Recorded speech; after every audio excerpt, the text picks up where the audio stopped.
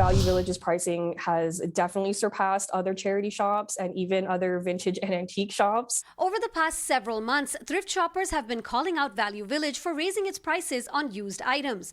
Now, the company makes it clear that it is a for-profit enterprise, but many say that the hikes are hurting its mission of championing reuse and sustainability. The prices have dramatically increased to the point where sometimes it's cheaper for me to buy something brand new than it is for me to buy something secondhand. The bargains that were to be found was a huge motivator for people to shop secondhand. And now that it's so expensive, I'm worried that it will drive people away from doing that.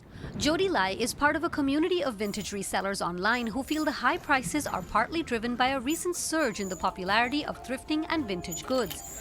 Vintage seller Harrison Snyder agrees. With apps like TikTok and Instagram being very prevalent in today's society amongst younger people, trends seem to become hyper accelerated. So a lot of people have now begun to focus on thrifting as a trend rather than it being a point of necessity. And I believe that corporations are noticing this trend and are trying to capitalize off that.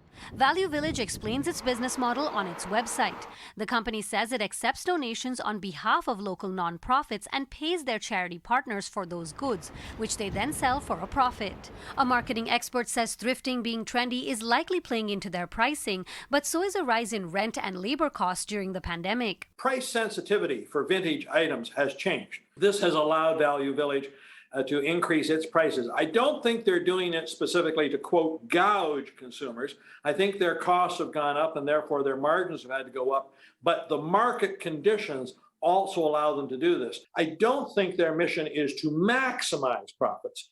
They're there to get a reasonable return, but at the same time, try to divert things from the waste stream, try to allow this reuse philosophy to come forward, and then at the same time, fulfill a mission within the communities. But advocates say they are now falling short of that mission.